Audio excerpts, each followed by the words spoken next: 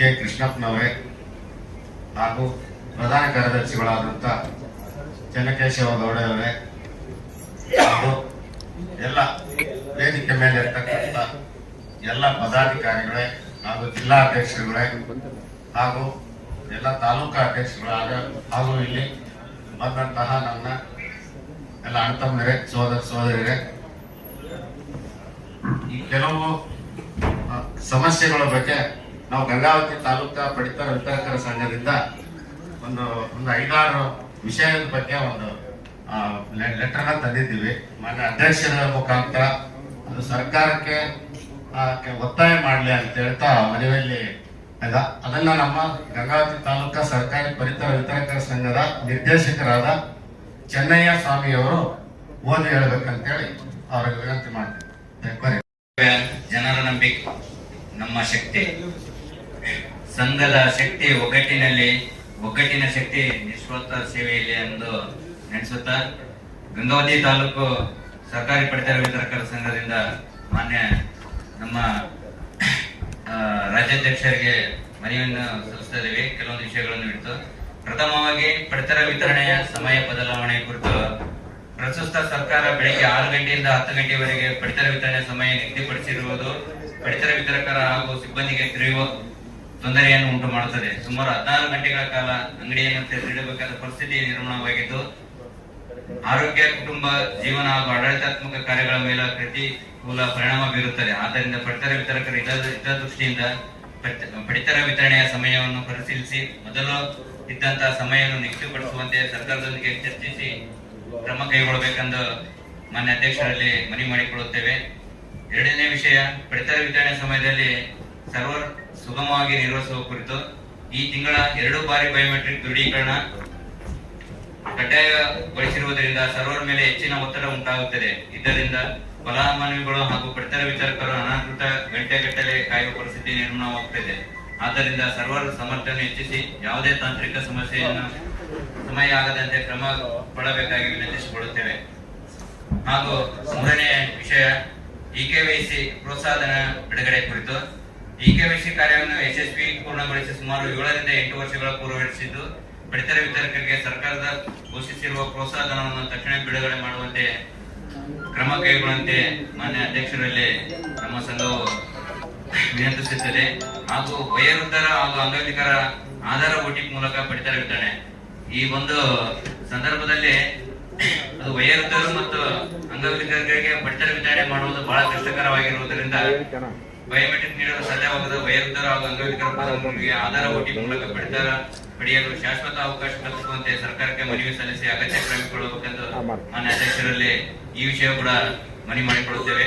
ಹಾಗೂ 5ನೇ ವಿಷಯದಾಗಿ ನ್ಯಾಯಬೆಲೆ ಅಂಗಡಿ ಮಾಲೀಕರ ಭದ್ರತೆ. ಇದು ಪ್ರತಿ ಸಲನೂ ನಾವು ಮಾನ್ಯ ಅಧ್ಯಕ್ಷರಲ್ಲಿ ಗಮನ ತಂದಿದ್ದೇವೆ. ಪಡಿತರ ವಿತರಕರ ಸಾರ್ವಜನಿಕ ಸೇವೆಯಲ್ಲಿ ಅನೇಕ ಒತ್ತಡಗಳು ಹಾಗೂ ಸಮಸ್ಯೆಗಳು ಎದುರಿಸುತ್ತಿದ್ದೀವಿ ನಾವೆಲ್ಲರೂ. ಆದ್ದರಿಂದ ಪಡಿತರ ವಿತರಕರಿಗೆ ಸೂಕ್ತ ಭದ್ರತೆ ಇಲ್ಲ. ಪ್ರತಿ ಒಂದು ನ್ಯಾಯಬೆಲೆ ಅಂಗಡಿಯಲ್ಲಿ ಸಾರ್ವಜನಿಕರಿಂದ ಹಲವಾರು ತೊಂದರೆಗಳು ಬರ್ತದವ. ಅದನ್ನ ನಾವು ಗ್ರಾಮೀಣ ಮಟ್ಟದಲ್ಲಿ ಬಹಳ ಎದುರಿಸ್ತಾ ಇದೀವಿ. ಅದು ಭದ್ರತೆ ನಮಗೆ ಒದಗಿಸುವ ಜೊತೆಗೆ ಪ್ರಸ್ತುತ ನೀಡುತ್ತಿರುವ ಕಮಿಷನ್ ಹೆಚ್ಚಿಸಿ ಜೀವನೋಪಾಯಕ್ಕೆ ಅನುಕೂಲ ಆಗುವಂತೆ ಸರ್ಕಾರ ಮಟ್ಟದಲ್ಲಿ ಕ್ರಮ ಕೈಗೊಳ್ಳಬೇಕೆಂದು ಮಾನ್ಯ ಸ್ಟೇಟ್ ಕಮಿಟಿ ಇದರಲ್ಲಿ ವಿನಂತಿಸಿಕೊಳ್ಳುತ್ತೇವೆ. ಆದ್ದರಿಂದ ಈ ಮೇಲ್ಕಂಡ ಎಲ್ಲಾ ಸಮಸ್ಯೆಗಳನ್ನು ಸರ್ಕಾರ ಗಮನಕ್ಕೆ ತಂದು ಶೀಘ್ರದಲ್ಲಿ ಪಡಿತರ ವಿತರಕರಿಗೆ ಅನುಕೂಲವಾಗುವಂತೆ ಆದೇಶ ಹೊರಡಿಸಲು ತಮ್ಮ ಅಮೂಲ್ಯ ಸಹಕಾರ ಹಾಗೂ ನೇತೃತ್ವವನ್ನು ನೀಡಬೇಕೆಂದು ತಮ್ಮಲ್ಲಿ ವಿನಂತಿಸಿಕೊಳ್ಳುತ್ತೇವೆ. ಧನ್ಯವಾದಗಳು. ಜನರ ನಂಬಿಕೆ ನಮ್ಮ ಶಕ್ತಿ, ಸಂಘದ ಶಕ್ತಿ ಒಗ್ಗಟ್ಟಿನ ಶಕ್ತಿ ನಿಸ್ವಾರ್ಥ ಸೇವೆಯಲ್ಲಿ ಎಂದು ನೆನೆಸುತ್ತಾ ಗಂಗಾವತಿ ತಾಲೂಕು ಸರ್ಕಾರಿ ಪಡಿತರ ವಿತರಕರ ಸಂಘದಿಂದ ಮಾನ್ಯ ನಮ್ಮ ರಾಜ್ಯಾಧ್ಯಕ್ಷರಿಗೆ ಮನವಿಯನ್ನು ಸಲ್ಲಿಸ್ತಾ ಇದ್ದೇವೆ. ಕೆಲವೊಂದು ವಿಷಯಗಳನ್ನು ಇಟ್ಟು ಪ್ರಥಮವಾಗಿ ಪಡಿತರ ವಿತರಣೆಯ ಸಮಯ ಬದಲಾವಣೆ ಕುರಿತು ಪ್ರಸ್ತುತ ಸರ್ಕಾರ ಬೆಳಗ್ಗೆ 6 ಗಂಟೆಯಿಂದ 10 ಗಂಟೆವರೆಗೆ ಪಡಿತರ ವಿತರಣೆ ಸಮಯ ನಿಗದಿಪಡಿಸಿರುವುದು ಪಡಿತರ ವಿತರಕರ ಹಾಗೂ ಸಿಬ್ಬಂದಿಗೆ ತೀವ್ರ ತೊಂದರೆಯನ್ನು ಉಂಟು ಮಾಡುತ್ತದೆ. ಸುಮಾರು 16 ಗಂಟೆಗಳ ಕಾಲ ಅಂಗಡಿಯನ್ನು ತೆರೆದಿಡಬೇಕಾದ ಪರಿಸ್ಥಿತಿ ನಿರ್ಮಾಣವಾಗಿದ್ದು ಆರೋಗ್ಯ, ಕುಟುಂಬ, ಜೀವನ ಹಾಗೂ ಆಡಳಿತಾತ್ಮಕ ಕಾರ್ಯಗಳ ಮೇಲೆ ಪ್ರತಿಕೂಲ ಪರಿಣಾಮ ಬೀರುತ್ತದೆ. ಆದ್ದರಿಂದ ಪಡಿತರ ವಿತರಕರ ಹಿತದೃಷ್ಟಿಯಿಂದ ಪಡಿತರ ವಿತರಣೆಯ ಸಮಯವನ್ನು ಪರಿಶೀಲಿಸಿ ಮೊದಲು ಇದ್ದಂತಹ ಸಮಯವನ್ನು ನಿಗದಿಪಡಿಸುವಂತೆ ಸರ್ಕಾರದೊಂದಿಗೆ ಚರ್ಚಿಸಿ ಕ್ರಮ ಕೈಗೊಳ್ಳಬೇಕೆಂದು ಮಾನ್ಯ ಅಧ್ಯಕ್ಷರಲ್ಲಿ ಮನವಿ ಮಾಡಿಕೊಳ್ಳುತ್ತೇವೆ. ಎರಡನೇ ವಿಷಯ, ಪಡಿತರ ವಿತರಣೆ ಸಮಯದಲ್ಲಿ ಸರ್ವರ್ ಸುಗಮವಾಗಿ ನಿರ್ವಹಿಸುವ ಕುರಿತು ಈ ತಿಂಗಳ 2 ಬಾರಿ ಬಯೋಮೆಟ್ರಿಕ್ ದೃಢೀಕರಣ ಕಡ್ಡಾಯಗೊಳಿಸಿರುವುದರಿಂದ ಸರ್ವರ್ ಮೇಲೆ ಹೆಚ್ಚಿನ ಒತ್ತಡ ಉಂಟಾಗುತ್ತದೆ. ಇದರಿಂದ ಫಲಾನುಭವಿಗಳು ಹಾಗೂ ಪಡಿತರ ವಿತರಕರು ಅನಧಿಕೃತ ಗಂಟೆಗಟ್ಟಲೆ ಕಾಯುವ ಪರಿಸ್ಥಿತಿ ನಿರ್ಮಾಣವಾಗುತ್ತದೆ.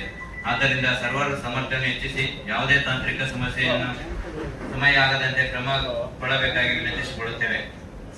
ಹಾಗೂ ಮೂರನೇ ವಿಷಯ, EKYC ಪ್ರೋತ್ಸಾಹಧನ ಬಿಡುಗಡೆ ಕುರಿತು. EKYC ಕಾರ್ಯವನ್ನು ಯಶಸ್ವಿ ಪೂರ್ಣಗೊಳಿಸಿ ಸುಮಾರು 7 ರಿಂದ 8 ವರ್ಷಗಳ ಪೂರ್ವಗೊಳಿಸಿದ್ದು, ಪಡಿತರ ವಿತರಕರಿಗೆ ಸರ್ಕಾರದ ಘೋಷಿಸಿರುವ ಪ್ರೋತ್ಸಾಹಧನವನ್ನು ತಕ್ಷಣ ಬಿಡುಗಡೆ ಮಾಡುವಂತೆ ಕ್ರಮ ಕೈಗೊಳ್ಳುವಂತೆ ಮಾನ್ಯ ಅಧ್ಯಕ್ಷರಲ್ಲಿ ನಮ್ಮ ಸಂಘವು ವಿನಂತಿಸುತ್ತದೆ. ಹಾಗೂ ವಯೋವೃದ್ಧರ ಹಾಗೂ ಅಂಗವಿಕಲರ ಆಧಾರ OTP ಮೂಲಕ ಪಡಿತರ ವಿತರಣೆ. ಈ ಒಂದು ಸಂದರ್ಭದಲ್ಲಿ ಅದು ವಯೋವೃದ್ಧರು ಮತ್ತು ಅಂಗವಿಕಲರಿಗೆ ಪಡಿತರ ವಿತರಣೆ ಮಾಡುವುದು ಬಹಳ ಕಷ್ಟಕರವಾಗಿರುವುದರಿಂದ ಬಯೋಮೆಟ್ರಿಕ್ ನೀಡಲು ಸಾಧ್ಯವಾಗದ ವಯೋವೃದ್ಧರು ಹಾಗೂ ಅಂಗವಿಕಲ ಫಲಾನುಭವಿಗಳಿಗೆ ಆಧಾರ OTP ಮೂಲಕ ಪಡಿತರ ಪಡೆಯಲು ಶಾಶ್ವತ ಅವಕಾಶ ಕಲ್ಪಿಸುವಂತೆ ಸರ್ಕಾರಕ್ಕೆ ಮನವಿ ಸಲ್ಲಿಸಿ ಅಗತ್ಯ ಕ್ರಮ ಕೈಗೊಳ್ಳಬೇಕೆಂದು ಮಾನ್ಯ ಅಧ್ಯಕ್ಷರಲ್ಲಿ ಈ ವಿಷಯ ಕೂಡ ಮನವಿ ಮಾಡಿಕೊಳ್ಳುತ್ತೇವೆ. ಹಾಗೂ 5ನೇ ವಿಷಯದಾಗಿ ನ್ಯಾಯಬೆಲೆ ಅಂಗಡಿ ಮಾಲೀಕರ ಭದ್ರತೆ. ಇದು ಪ್ರತಿ ಸಲನೂ ನಾವು ಮಾನ್ಯ ಅಧ್ಯಕ್ಷರಲ್ಲಿ ಗಮನ ತಂದಿದ್ದೇವೆ. ಪಡಿತರ ವಿತರಕರ ಸಾರ್ವಜನಿಕ ಸೇವೆಯಲ್ಲಿ ಅನೇಕ ಒತ್ತಡಗಳು ಹಾಗೂ ಸಮಸ್ಯೆಗಳು ಎದುರಿಸುತ್ತಿದ್ದೀವಿ ನಾವೆಲ್ಲರೂ. ಆದ್ದರಿಂದ ಪಡಿತರ ವಿತರಕರಿಗೆ ಸೂಕ್ತ ಭದ್ರತೆ ಇಲ್ಲನೇ ಇಲ್ಲ. ಪ್ರತಿ ಒಂದು ನ್ಯಾಯಬೆಲೆ ಅಂಗಡಿಯಲ್ಲಿ ಸಾರ್ವಜನಿಕರಿಂದ ಹಲವಾರು ತೊಂದರೆಗಳು ಬರ್ತದವ. ಅದನ್ನ ನಾವು ಗ್ರಾಮೀಣ ಮಟ್ಟದಲ್ಲಿ ಬಹಳ ಎದುರಿಸ್ತಾ ಇದೀವಿ. ಅದು ಭದ್ರತೆ ನಮಗೆ ಒದಗಿಸುವ ಜೊತೆಗೆ ಪ್ರಸ್ತುತ ನೀಡುತ್ತಿರುವ ಕಮಿಷನ್ ಹೆಚ್ಚಿಸಿ ಜೀವನೋಪಾಯಕ್ಕೆ ಅನುಕೂಲ ಆಗುವಂತೆ ಸರ್ಕಾರ ಮಟ್ಟದಲ್ಲಿ ಕ್ರಮ ಕೈಗೊಳ್ಳಬೇಕೆಂದು ಮಾನ್ಯ ಸ್ಟೇಟ್ ಕಮಿಟಿ ಇದರಲ್ಲಿ ವಿನಂತಿಸಿಕೊಳ್ಳುತ್ತೇವೆ. ಆದ್ದರಿಂದ ಈ ಮೇಲ್ಕಂಡ ಎಲ್ಲಾ ಸಮಸ್ಯೆಗಳನ್ನು ಸರ್ಕಾರ ಗಮನಕ್ಕೆ ತಂದು ಶೀಘ್ರದಲ್ಲಿ ಪಡಿತರ ವಿತರಕರಿಗೆ ಅನುಕೂಲವಾಗುವಂತೆ ಆದೇಶ ಹೊರಡಿಸಲು ತಮ್ಮ ಅಮೂಲ್ಯ ಸಹಕಾರ ಹಾಗೂ ನೇತೃತ್ವವನ್ನು ನೀಡಬೇಕೆಂದು ತಮ್ಮಲ್ಲಿ ವಿನಂತಿಸಿಕೊಳ್ಳುತ್ತೇವೆ. ಧನ್ಯವಾದಗಳು.